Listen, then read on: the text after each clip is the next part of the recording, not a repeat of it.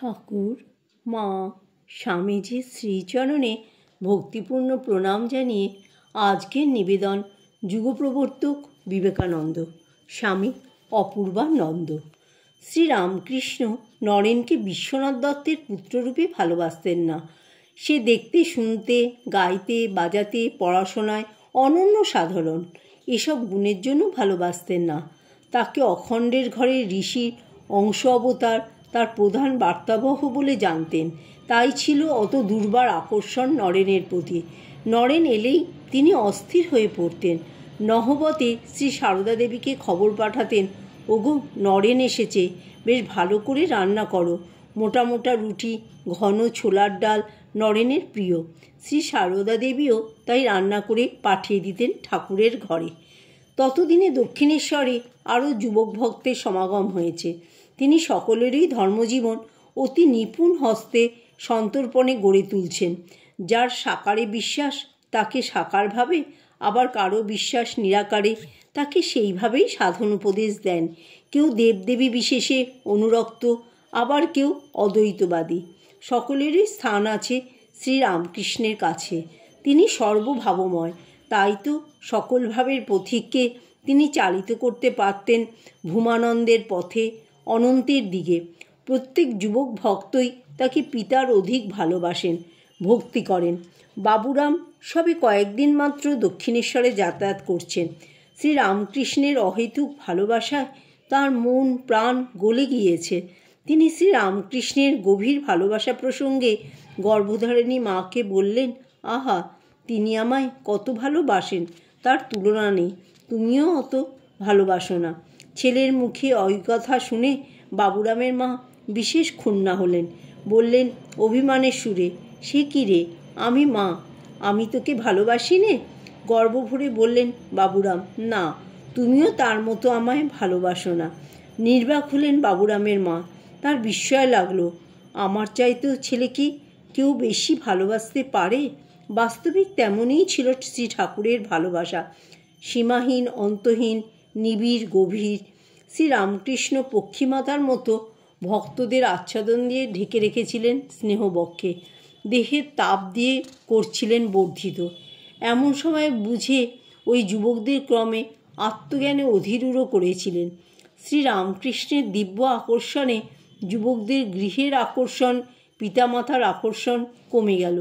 কলনাদিনী গঙ্গার তীরে সেই দক্ষিণেশ্বরই তাদের প্রিয় হয়ে উঠল।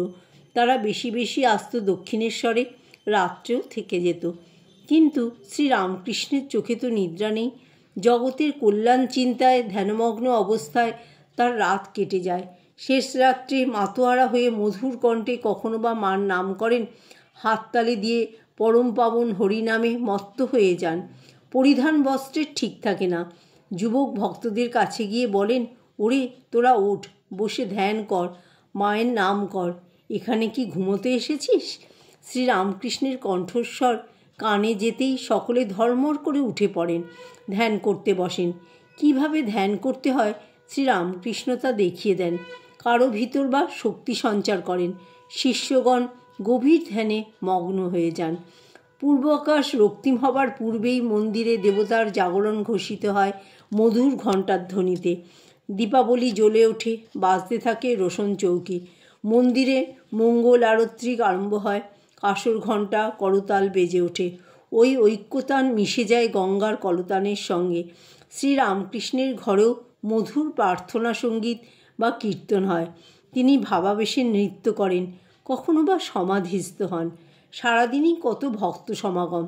তার উদ্দীপনাময় ধর্ম আলাপ শুনে সকলের মন চলে যায় এক লোকাতীত সত্তায়।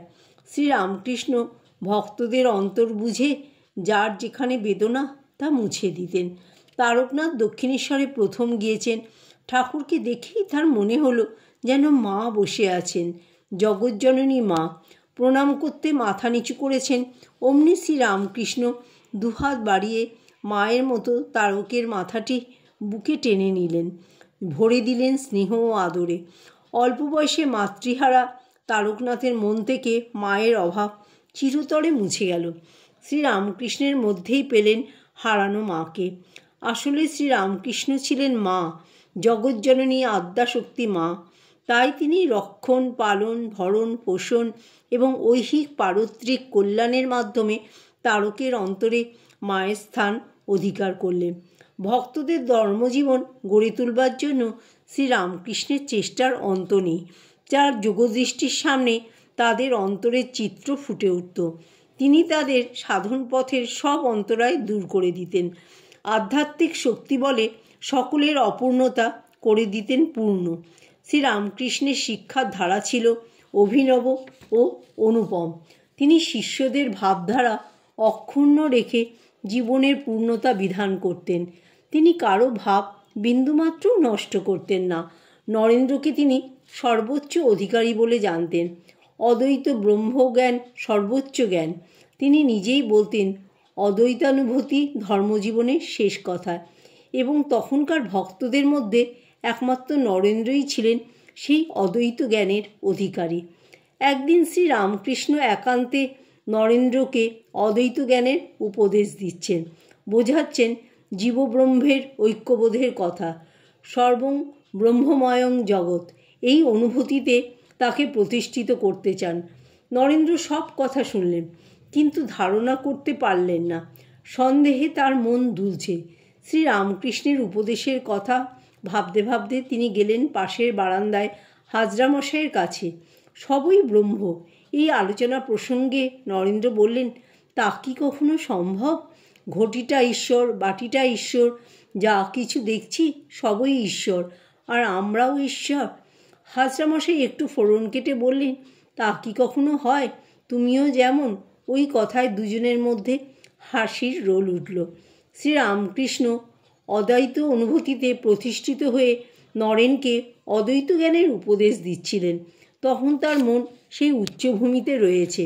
তিনি ভাবাবেশে বেরিয়ে এসে, তোরা কি বলছিস রে, বলেই নরেনকে স্পর্শ করে সমাধিস্থ হলেন। তার মুখে স্বর্গীয় হাসি, মুখমণ্ডল দিব্যানন্দের আভাতে সমুজ্জ্বল। ঠাকুরের ওই শক্তিপূর্ণ স্পর্শে নরেন্দ্রের মনে এক অভাবনীয় পরিবর্তন এলো। চোখের সামনে থেকে যেন সরে গেল একখানি পর্দা। তিনি সর্বত্র ব্রহ্মদর্শন করতে লাগলেন। ওই দিনকার ঘটনা সম্বন্ধে তিনি পরবর্তীকালে বলেছিলেন, ঠাকুরের ওই অদ্ভুত স্পর্শে মুহূর্তে ভাবান্তর উপস্থিত হলো। স্তম্ভিত হয়ে সত্য সত্যই দেখতে লাগলাম ঈশ্বর ভিন্ন বিশ্বব্রহ্মাণ্ডে আর কিছু নেই। সে ঘোর কিছুতেই কমে না। বাড়িতে এলাম, সেখানেও তাই। যা কিছু দেখছিলাম সবই ব্রহ্ম। খেতে বসেছি, দেখি থালা, গ্লাস, পরিবেশক সবই তিনি। আমিও তিনি ছাড়া আর কিছু নই। দু এক গ্রাস খেয়েই বসে রইলাম। বসে আছিস কেন রে, খা না। মার ওই কথায় একটু হুঁশ হতে আবার খেতে আরম্ভ করলুম। একটা বিরাট অনুভূতির রাজ্যে চলে গিয়েছেন নরেন্দ্রনাথ। সেখানে ব্রহ্ম ছাড়া আর কিছু নেই, সবই চৈতন্যময়। সেই ভাবের কিছুমাত্র উপশম হচ্ছে না। রাস্তায় চলেছেন, একটি গাড়ি বেগে আসছে, দেখছেন, কিন্তু অন্য দিনের মতো গাড়ির সামনে থেকে সরে যাবার ইচ্ছা হচ্ছে না। এতটুকু ভয় নেই, সবই ব্রহ্ম। ওই অবস্থা দেখে তার মা ভয় পেয়ে গেলেন। ভাবলেন কঠিন অসুখ হয়েছে, বলতেন ও আর বাঁচবে না। কিছুদিন পরে সর্বত্র ব্রহ্মভাব একটু কমলে নরেন্দ্রনাথ বুঝেছিলেন যে এই অদ্বৈত বিজ্ঞানের আভাস। কাশীপুর উদ্যানে শ্রীরামকৃষ্ণ নরেন্দ্রকে অদ্বৈত ব্রহ্মানুভূতিতে উন্নীত করেছিলেন। সে ঘটনা আমরা পরে পাব। এই অদ্বৈত জ্ঞান আঁচলে বেঁধেই বিবেকানন্দ বলেছিলেন, ব্রহ্ম হতে কীট পরমাণু সর্বভূতে সেই প্রেমময়, মন প্রাণ শরীর অপর করে শাখে এসবের পায়।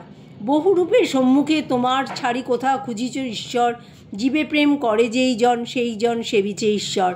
সকলের ভিতর ওই ব্রহ্মচৈতন্য জাগ্রত করাই ছিল তার জীবনের ব্রত। তিনি সকলেরই ললাটে এঁকে দিয়েছিলেন ব্রহ্মের তিলক। নরেন্দ্রনাথ এলে শ্রীরামকৃষ্ণ তাকে নিয়েই ব্যস্ত হয়ে পড়েন। এমনও হয়েছে নরেনকে দূর হতে দেখে আহ্লাদে আটখানা হয়ে ওই নে ওই ন বলেই তিনি সমাধিস্থ। শ্রীরামকৃষ্ণ নরেন্দ্রনাথের মধ্যে এই গোপন সম্বন্ধটি চিরকালের জন্য রহস্যপূর্ণ। তিনি জ্যোতির্মণ্ডলের ঋষিকে পেতেন নরেনের মধ্যে। জয় ঠাকুর, জয় মা, জয় স্বামীজি।